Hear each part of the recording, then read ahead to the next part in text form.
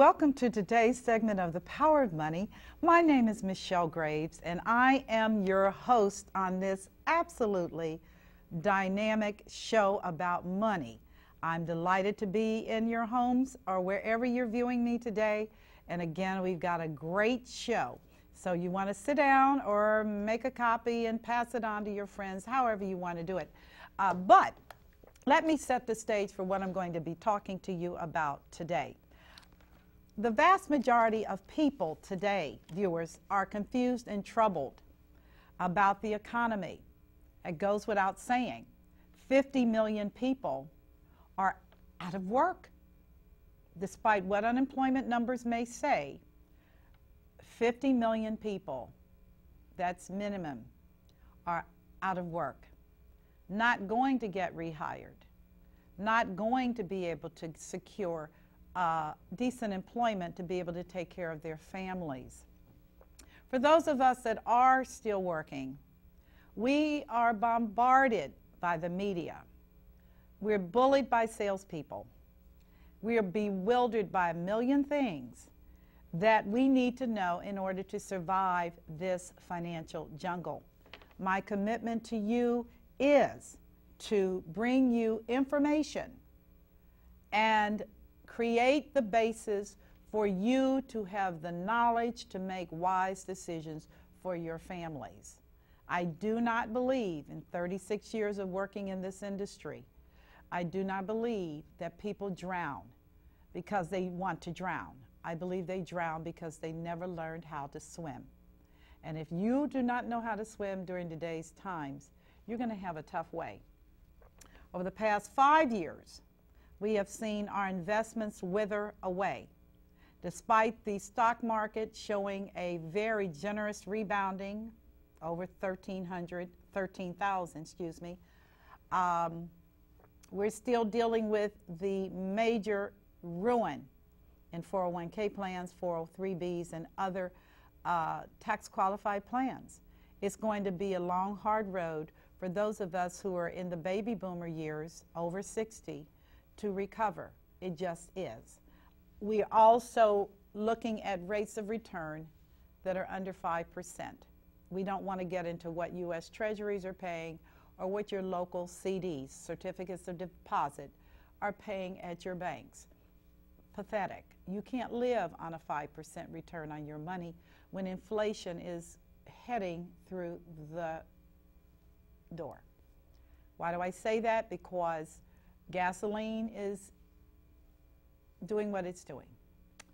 Food prices are doing what they're doing. All these things are contributing to inflation, and we have not yet even begun. So, here we are with 90 million people now faced with making crucial decisions.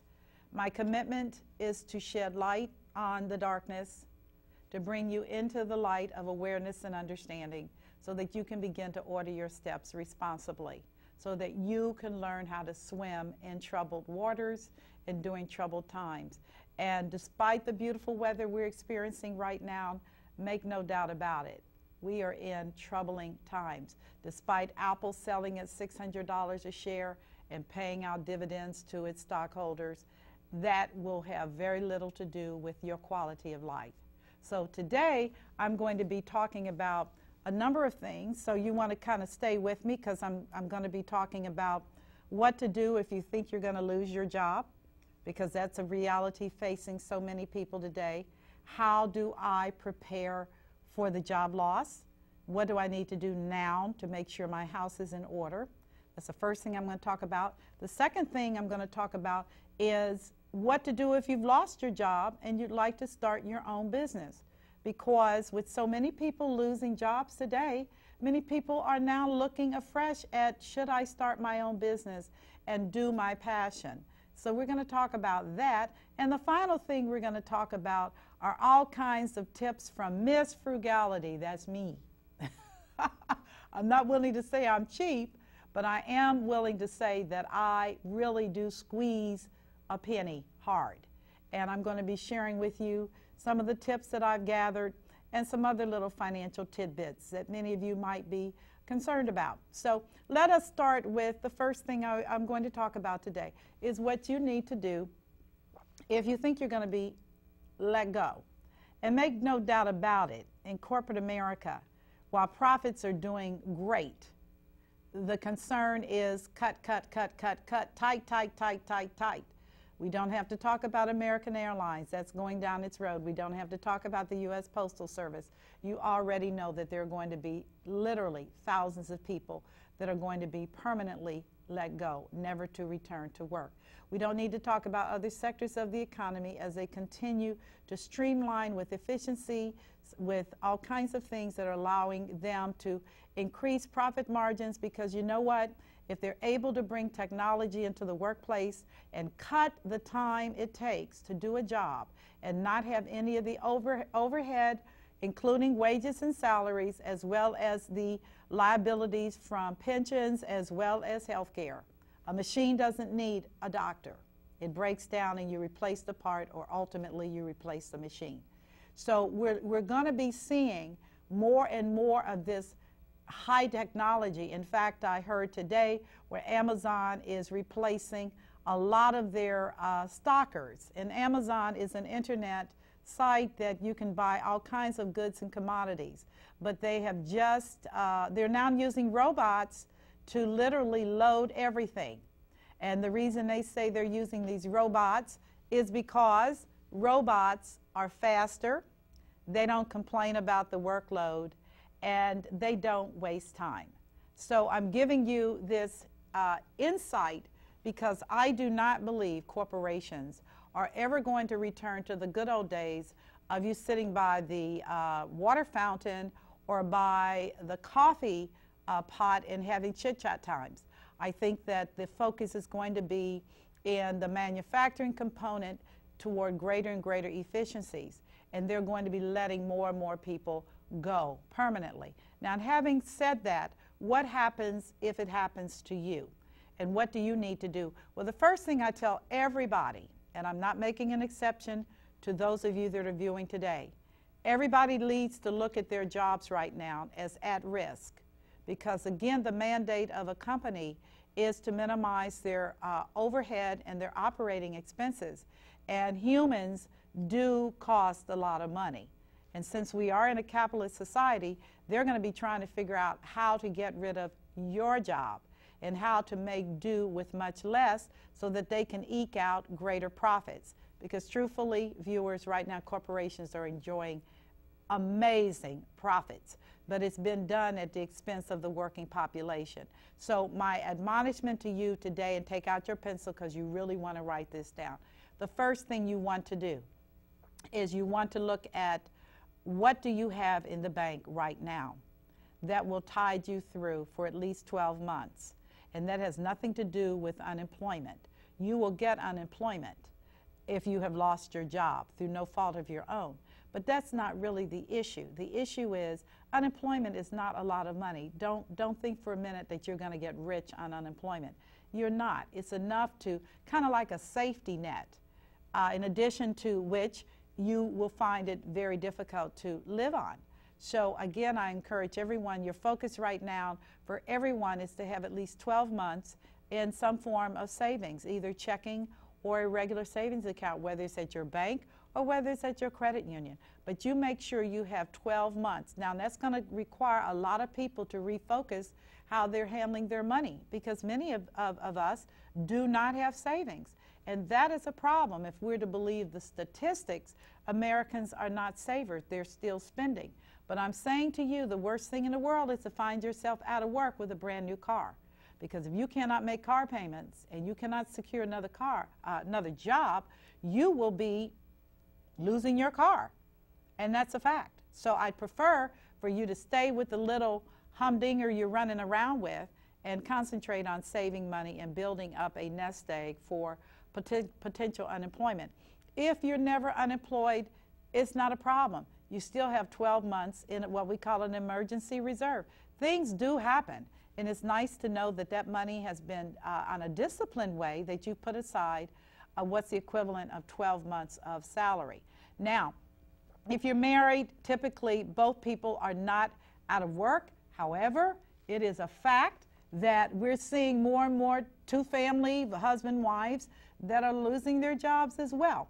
And so, again, I say the rule of thumb is 12 months in reserves. So if you are making, if you are on a job where you're making combined income of $50,000, I would like for you to aggressively begin saving that money. You say, well, Michelle, I'm in debt, I'm this, I'm that. And I will say to you that pay minimum payments on your credit cards.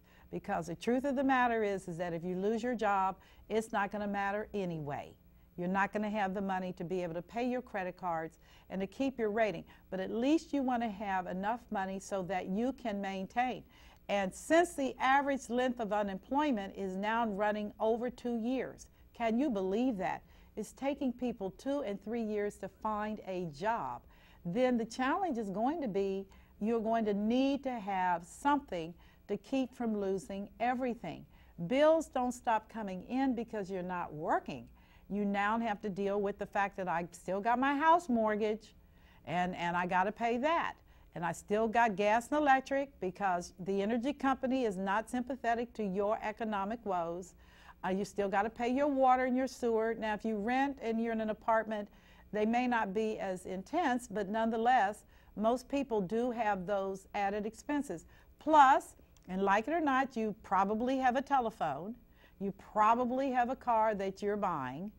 You probably have to pay car insurance. You probably have to pay for other things, particularly if you have children. Life goes on, bills go on. So I'm emphasizing about this nest egg because that is my recommendation, that it should be at least 12 months and it should be in a secured venue that you don't have to be worried about. So whatever comes down the pike, you know as a family that you're going to be all right, at least for a little bit, at least for a little bit. And it will give you the stability that you need to get things going. And yes, I am serious. Minimum payment on a credit card will have to do until you have accumulated your nest egg. Because again, if you lose your job, credit card is not going to be the key thing for anyone. So that's important. The second thing is that you want to check with human resources. You have a human resources department in your company, and you want to see what your benefit package looks like if you lose your job. Sometimes companies will give you X number of weeks of severance pay. And again, you need to know if that severance pay is taxable or non-taxable. You need to know if you've got a 401k plan, what you need to do if you need to take it out. And you would definitely want to take it out. To be very candid with you, and sounds terrible with me saying this to you as a financial advisor, but most people, when they lose their jobs, they do exhaust their 401k plan. They may go out of the company feeling like, well, you know, my retirement plan for when I retire, I'm not going to touch the money. But I'm here to tell you that when you've got bills coming and you've got pressure on you and you've got family needs, you're going to hit that 401k plan. Now, let me just let you know right up front that you're going to pay, in most cases, a penalty, an early withdrawal penalty, unless you can prove that it's hardship and unemployment may meet the test. And the other thing is that it becomes taxable income. So, and the IRS could care less because you're going to pay taxes. So those are two things to consider with your 401k. But again, if that is money that you're going to need to live on, then you need to do what you need to do, as I tell people. I'm not a person that believes in pie in the sky. The reality is that when you are experiencing a job loss, everything kind of spins, and you don't really know what you have to do. So I'm trying to give you some steps and some concepts that will help you if you are losing your job, or you have a sense you will lose your job, or if you just want to be prepared, because there's nothing wrong with being prepared, ever. So that's the second thing. Check with HR to find out if you will be able to carry your insurance, if you pay for it, if they will let you pay for it under their group plan. Premiums are much lower on a company-sponsored insurance plan than when you go out on your own. And many people find themselves out of work and not even able to get any kind of insurance, including life insurance, including health insurance. This is what all this federal Obamacare thing was about. Because truth of the matter is, there are 50 million people without insurance, health insurance. Why do I know that? Because COBRA is extremely expensive, and your companies will offer you the opportunity to continue paying health premiums under COBRA, which means you're separated, but you can pay. But the premiums are prohibitive, and very few people are able to carry COBRA health insurance. So they drop it because they have other bills to pay, and they wind up having no insurance and out here in the market with nothing. Let me share something with you, and this is about keeping everything real and keeping it very truthful, and that is that you can, if you are indigent, meaning you have no money, you can make application for Medicaid, okay? Medicaid is a health insurance plan for people that have no money, okay, known as indigent. Before you say, oh, I can't believe you're telling me, the next thing you're going to tell me is that I should apply for food stamps. Yes, you should. You certainly paid for it.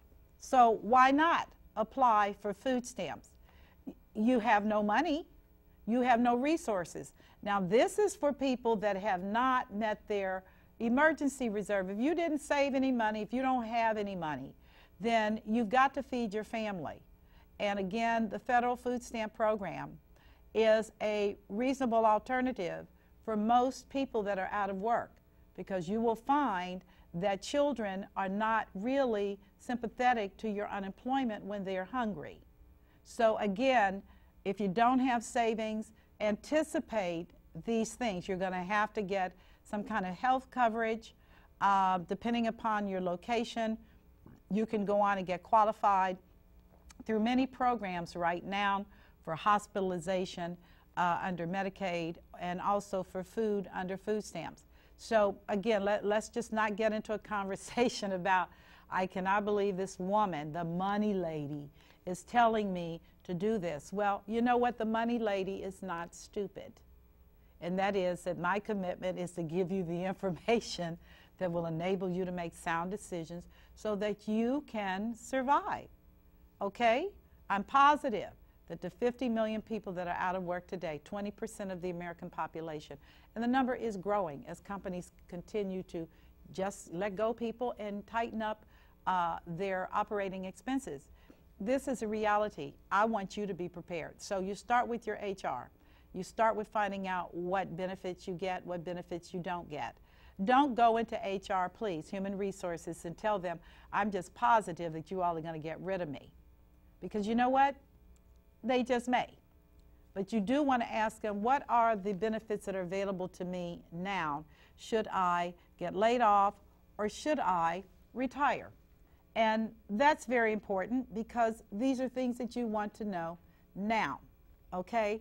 If that happens. The other thing you want to look at, and this is very important, is you want to create a resume right now. Right now. Create a resume which shows your employment history, shows your skill sets, and you know what? You're doing the resume for yourself, because you really do want to know, before you go into the market looking for a job, what your skills are. And the worst time to find out whether you are out of touch is when you are literally out of work. So you want to look at what all the courses you've taken, what kinds of skill enhancements you've got under your belt. Have you gotten advanced degrees? Have you gotten additional credentialing? What things do you have going for you that will enable you to secure other employment? And on the subject of other employment, let me say something to you right now, and this is very important. Most employers hire people through their existing workforce, meaning if a person is already on the job and they recommend somebody in, those people get hired before people that come in by way of internet, which is Monster and all the other .coms that are available out here today. So if you are networked in, then you might want to begin to make inquiries as to what that company is doing. What kind of skill sets are they looking for? And just let people know carefully. You don't want to tell your boss's friend that you're looking, okay? But you do want to make sure your networks are tight and in place so that if that pink slip comes, you can make the transition very, very seamlessly. I did not say without some level of pain, because nobody likes to be pink slipped. But the truth of the matter is, most of us will either be pink slipped or we will quit. And we know this because the Generation Xers, those are the kids that are under 30, and the millennials and all those other categories, they don't care about job security anyway.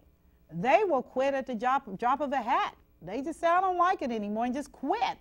But for those of us that are in older generations, we do believe in some level of stability. We don't think it's honorable to quit. Although, as I tell folks, please, you really do need to know that they do not have a problem letting you go if they can squeak out additional profits. So you want to keep those networks alive and in place. It might be through your community organizations, it might be church related, it might be in your social groups, sports, exercise, all those things. You want to be cordial, and you want to be network savvy.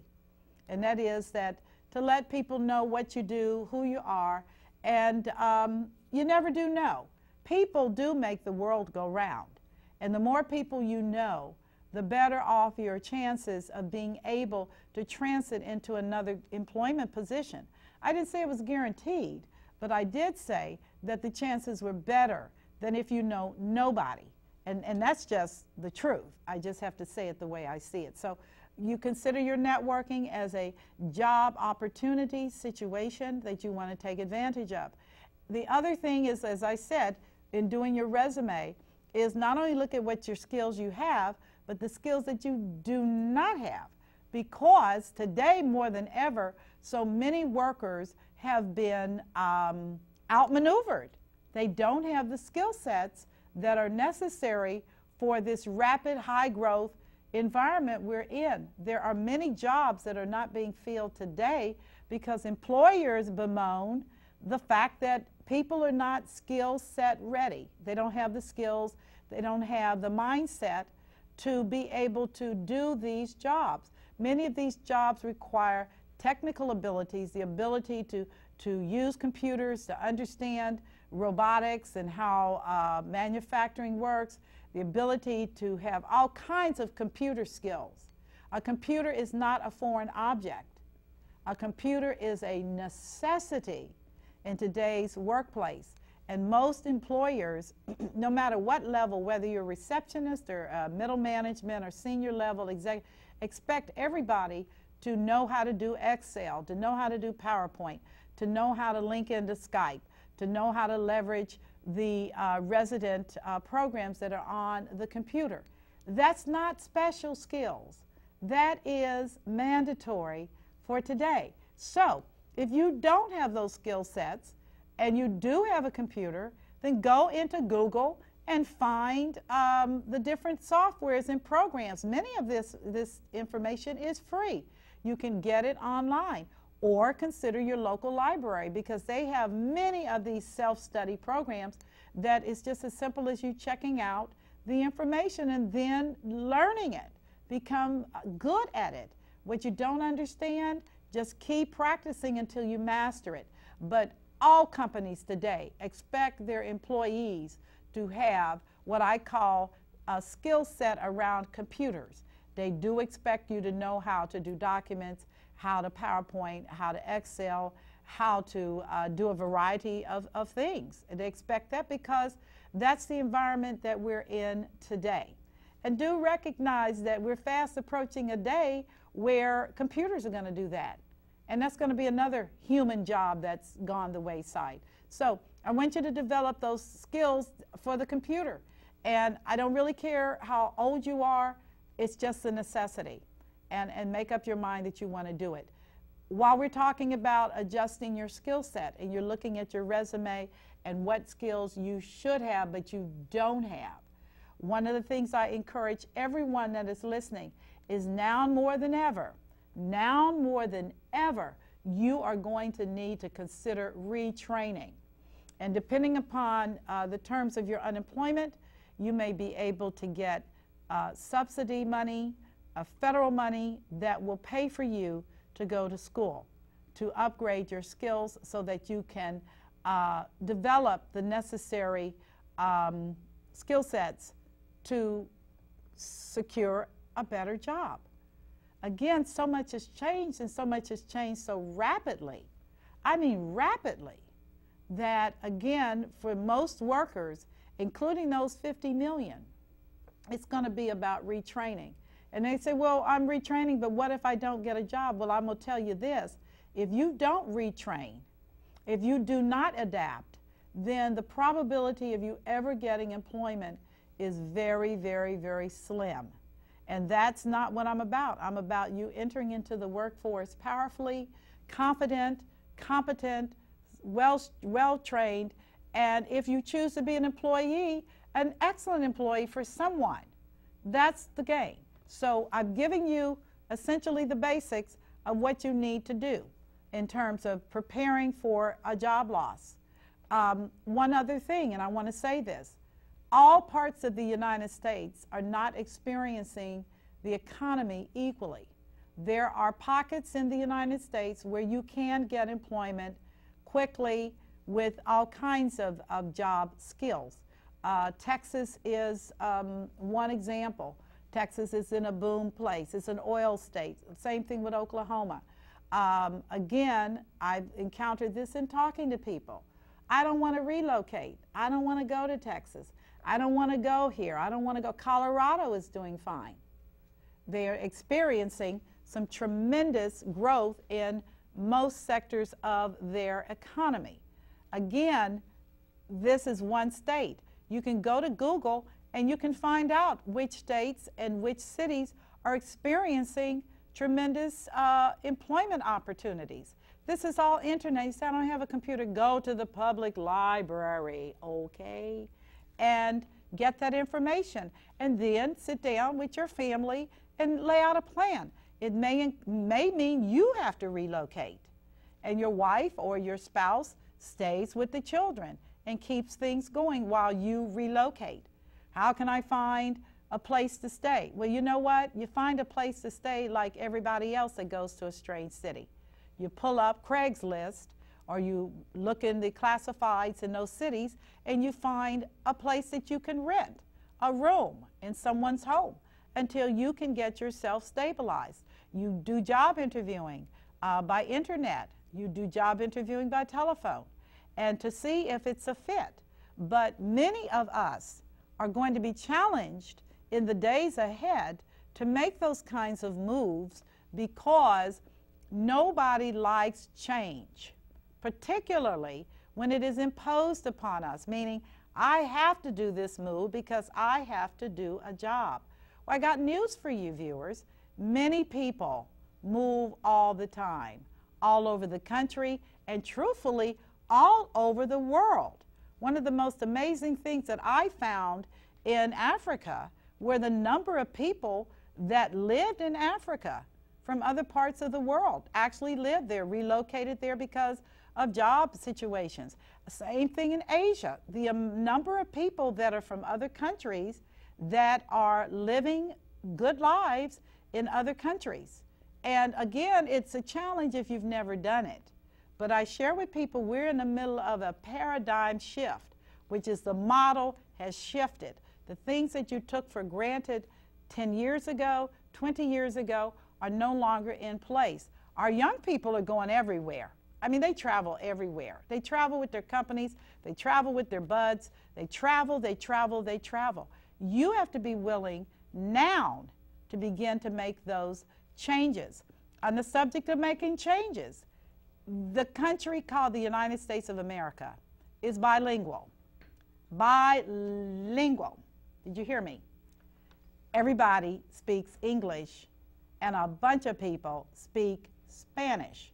Why? Because the Latina population is the fastest growing population in the United States, and they speak Spanish, whether they're from Mexico or whether they're from other parts of South America, or wherever they're relocating from.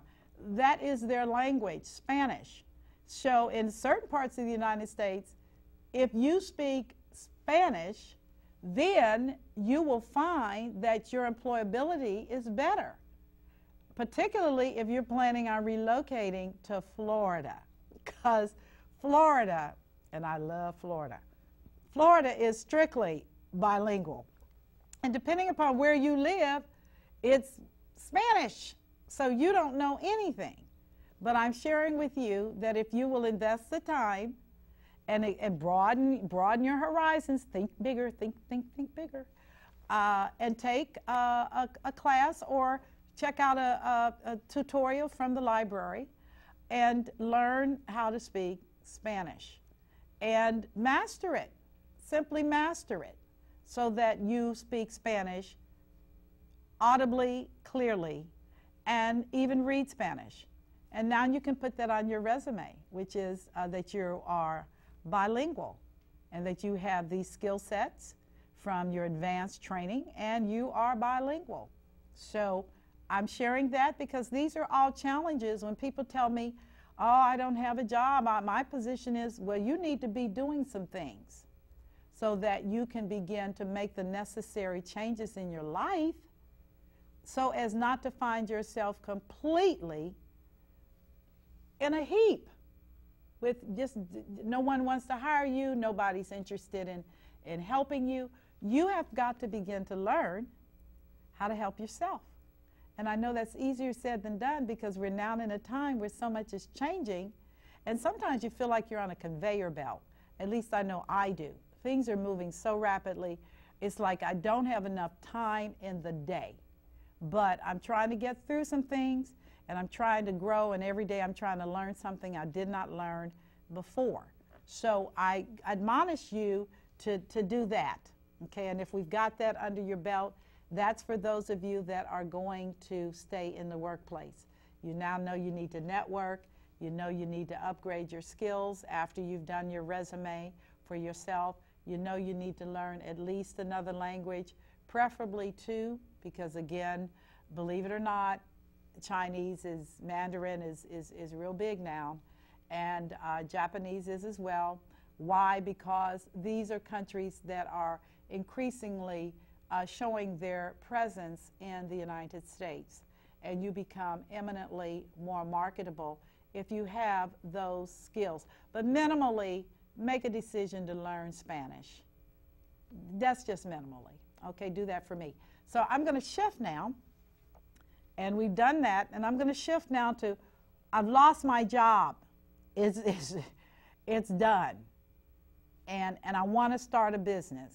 I've always wanted to do this. I want to start a business, Michelle. So what should I do?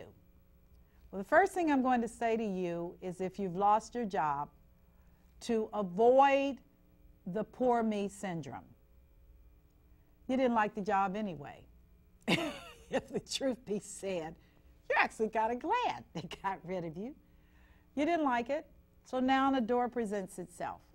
So again, if you're not planning on looking for another job, and you're planning to start your business, the first thing I'm going to say to you is that a business is going to cost you more in time and effort and financial resources than most of your children.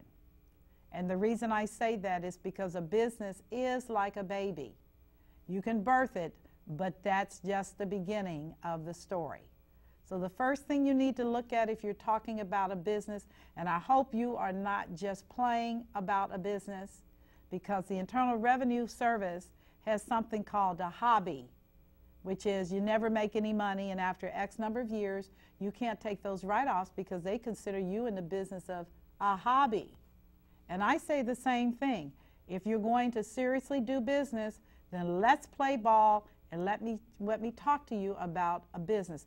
I am blessed and proud to say that I started my business in 1980. Can you believe that? In 1980. And it's now 2012. And since my first business, I've had other businesses. Some businesses have been like, boom, I'm not doing it. And I have enjoyed an incredibly rich life as a business owner. I've owned big companies, I've consulted, and now I'm in private practice. And I'm overseas with this Shea Butter initiative with these women. So I guess I'll never stop doing business because that's what I love. I am truthful enough with myself to know that I don't do well following other people's orders. I like for everybody to tell me what to do, which is exactly what happens when you're in business. You transfer from one person telling you what to do every day, known as your job description, to the public, which is the people that keep me fed and keep the bills paid. So the first challenge I'm going to say to all of you that want to be in business is, what business do you want to be in? It's a very open question. It's not enough for you to say, I want to be in business, but what business do you want to be in? And once you've defined the business that you want to be in, the second question I'm going to ask you is, how much money have you put aside for this business? And that's a very important question because bankers ask it every day when people come in and want to borrow money. Which is, how much money is your business going to take? Well, I don't know. Well, you need to research that. You can go to the public library. You can go on internet. You can talk to the Small Business Administration has a division for retired executives called SCORE. These are freebies where you can begin to have the conversation about, do I have what it takes to be a business owner? Or am I a hobbyist? Which is, I'm going to do this for a minute, but I really need to get a job. Well, I'm going to tell you something. Don't be a hobbyist. Not today. If you do not feel you have what it's going to take to cross you over to the finish line, then be about the business of securing employment and make that your primary agenda. That will take enough of your energy without talking about going into business. But again, finding out what kind of business you want to go into, doing the necessary, what I call an environmental assessment before you do this business, which is, how much money do I need? What's the future of this particular industry? Do I need to look carefully at what is going to be required of me? Do I need to be a one-person shop? Do I need to be involved in network marketing where somebody else is taking the risk and all I have to do is sell product and build my own sales force? Or do I need to be a small business owner with 1 or 2 employees, or just maybe yourself? It depends upon your personality. But I will say one thing, and this is very important, and I say it to business people all the time when I do seminars: do not go into business if you don't like people. Duh! That sounds intuitive, but it's amazing. The things you got by in the corporate world, I mean, you could be a little rat, and people would say they're just a little rat and I got to deal with them. But when you have to depend upon people to feed you and to cover your expenses, and you are the prime person in charge, and you don't like people, well, you're going to have a tough road. In fact, you're going to find yourself soon out of business, because it's about liking people that enables you to talk about what you offer to the public. Because as business owners, you're offering something to the public, so you've traded your boss for the entire world. Now, I love people. People make me happy. I love them. I love talking to them. I like listening to their stories. I like hearing about their children. I like looking at pictures of their dogs, their cats, or other animals. I love people. I'm a saleswoman. I like talking to people about something that can improve their lives. That's what salespeople do. And if you're in business, you are immediately a salesperson. Ever try buying something from somebody that was grumpy? Even if it worked, you didn't want to talk to them because they were grumpy, or you didn't like how they talked to you or how they looked at you. That's a person that did not like people. And that person probably needs to find a job or do something that does not involve people. Now, you can say things such as, well, you know, I can sell my product on television. Well, again, you got to like people, because to do television, you have to work with people to put your product on television. You've got to work with the station. You've got to work with producers. You've got to work with script writers. You've got to work with all these people. And if you are a jerk, guess what? Nobody's going to give you good product. Nobody's going to be in your corner. Nobody's really going to be there to help you. And let me tell you, in the world of business, you do need people to help you. You do. You need people that are willing to give their time, give their energy, give their resources. You need people that believe in you, support you, endorse you, and want to tell other people about what you've got or about you. Because one of the things I've taught over the years is that when you are selling something, people are looking at you. They're not looking at your product. They hear about your product, but they're looking at you. So you want to make sure that you're always conveying integrity, because they pick that up like a sonar. Bzzz. Are you displaying honesty? Nobody likes to feel like they've gotten ripped off. Nobody. That's a horrible feeling. And they will tell everybody, okay, starting with your local church. They will tell everybody about you. People want to be treated very, very well. So if you are going to be self-employed, doing your own business, that's very important to me, which is, do you like people? Because I'm telling you, there are a lot of people out here that don't like people. And I'm like, you know what? You need to go into the field of IT or something where you're not interfacing with people, or the people you're interfacing with don't like people either. So you all can sit around and not like people. But the majority of us are going to have to interface at some point with people if you are self-employed. So that is very, very important, and that is key. And be honest with yourself. Be honest with yourself. When you go into gatherings, are people attracted to you? Or do you know how to extend yourself in friendliness and kindness? Are you a person that likes to be by yourself and sit by yourself? Well, again, that is not an attribute that I would say is going to do well for you in the business world, because you do have to interface with all kinds of people in the course of a day, and those people are going to bring you resources and money by buying your products, by using your services, okay? One of the things in corporate is that they put a tremendous value on intellect and how smart you are in many cases in middle management, executive level. And you find out in the business world, called self-employed, people are not so interested in how smart you are, but they are interested in how likable you are. They'll get around to how smart you are later, but they're not going to buy a product from you because you're smart or because the product works just great. Again, they're going to be moved by who you are. And so I tell people it's like going through a field of flowers. You get to pick from all kinds of people and personalities, and you get to enjoy them. And hopefully, at the end of the day, they will engage you in some form of business.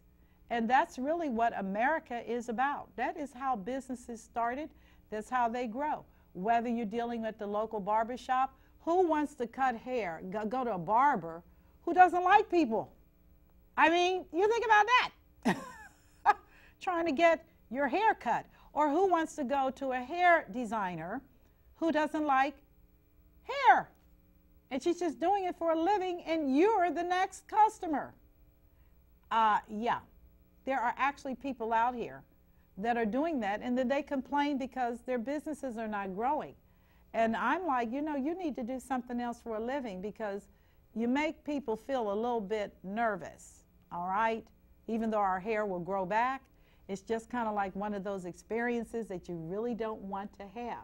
So I hope I haven't just completely bored you with this, but this is so important, because I look at people open up shops every single day, and a year later they're closed.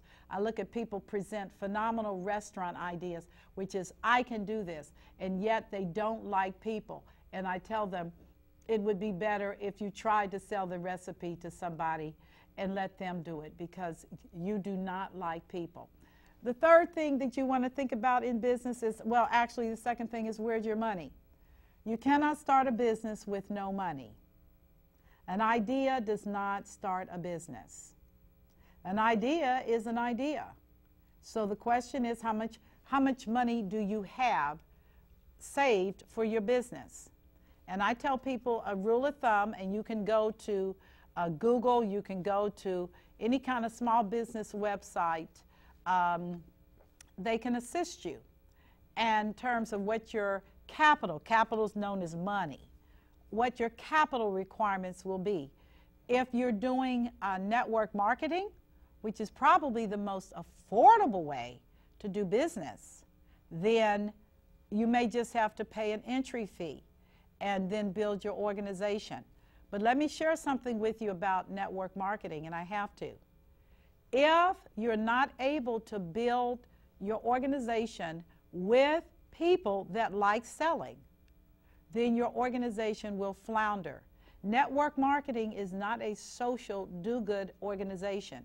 Network marketing is a business model that the founders of that company embraced as a way to grow their business quickly, because everybody knows the more salespeople you have out there selling a product, the more money you can make.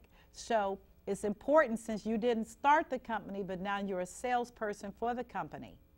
And I don't care if they say it's your own business. The reality is, from their perspective, you're a salesperson, and they need you to sell, and they need you to put the word out, and they need you to make revenue, and they pay you, as they should. But make no doubt about it, network marketing will not make you rich.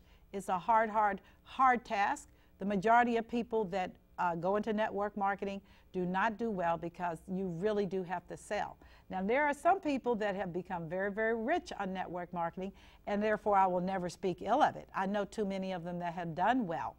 But I would say that many, many people do not do well because they have false expectations and hopes about selling, because you are selling. You're selling a product, you're selling a service, you're selling something. And at the end of the day, you have to make money. I said the word money. Yeah, I did. I said money, because you have to make money to be successful.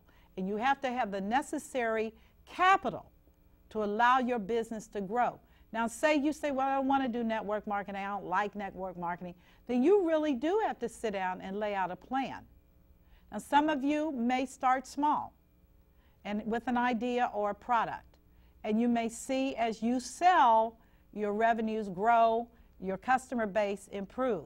And you may start in your home. Many businesses have started in humble beginnings in their home, but at some point you're going to have to come out of your home and go into a legitimate business entity, location, to run your business. And you're going to have to do that when you have the necessary sales volume and the necessary resources to subsidize that type of a move. You've got to be prepared to hire people. You've got to be prepared to set up all kinds of screening models, or subcontract out with staffing agencies who can pre-screen for you and bring you good people. But even having done all that, viewers, and I say this because at one point in my career, I was firing so many people. My children were like, go to work with mom and she's going to fire somebody else. And it wasn't that I wanted to fire them, but it was because I did not know how to hire properly. And I was too cheap, and I'll say it, I was too cheap to pay someone, an HR company, to do the screening and hiring for me. That, viewers, I will never do again. You let the big boys, the professionals, hire and select your people, and you pay them a commission.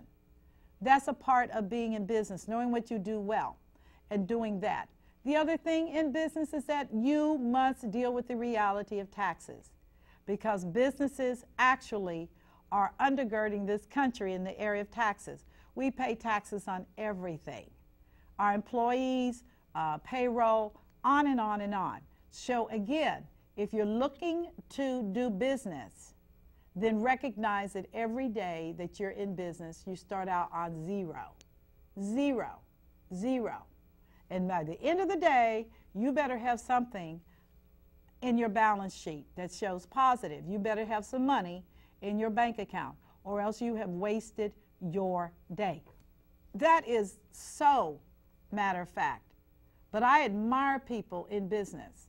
I admire people who have successfully grown in business. I admire people that have expanded their businesses and are now all over the place doing business. I have had the pleasure of knowing people that started out with very little. I remember when I was interning in New York City, and Earl Graves, who was just starting out his black enterprise, and he was hawking his papers, and he'd come to the company I was with, and they'd say, "Oh man, here he comes." But you know what? He went on to become a mega millionaire. But he had to sell, and he had to sell hard and for a long time to build his business. So don't expect overnight anything. That's not the world of business. But I will tell you that the satisfaction from the world of business is this, and that is that once you've gotten past that 3rd through 5th year, you actually are feeling pretty good about what you're doing. You actually are making a little money, and you're starting to see your dreams become fulfilled. Then you have the freedom while everybody else is working. You have the freedom to take your vacations in the wintertime, to go to other countries, and to take those opportunities. You have those things. So I am a fan of business, and I love business. And viewers, I have to confess, we are just about out of time. There are 2 segments that I wanted to cover today that I'm not going to be able to cover today. And I'm sorry, but you'll just have to stay tuned for another segment, because I am going to be talking about lots of thrifty ideas that I have that allowed me to prosper in the midst of this famine. And I'm going to share those with you so that you can begin to take care of those things as well. For example, and I know this sounds really, really odd, but you can ask your doctor to write out a double prescript and for double dose, and then, since he only wants half, and cut the pill in half. Yeah, right. So you can get double for less and be able to survive. That's just one of the little tips I was going to give you. But again, we've covered 2 things. We've talked about what to do in survival mode if you think you're going to lose your job. And then I've talked to you about what you need to do if you're going to want to go in business or start a business. I am going to have on my show in the future specialists. I'm going to have the SBA come on. I'm going to have some people that specialize in startup businesses so that you can begin to understand. And remember, it doesn't have to be that complicated to start. Just get very good at what you're good at. Look at your competition. Look at why is one person buying this over here, and could you enter into that market? This is a freebie. Anytime you bring to the market something that's needed and nobody else is doing, you will make a fortune. Example, I saw on television where somebody has a lint catcher now, and you can use it on your animals, you can use it to get up lint balls on your furniture, and it's efficient and it's reusable, not tear sheets that you throw in the garbage. You can use it for your clothing. And it was so inexpensive that I'm going to order one. And then they give you another one as a bonus, because that's a great idea. And I'm sure you've looked on television and said, gosh, I wish I thought of that.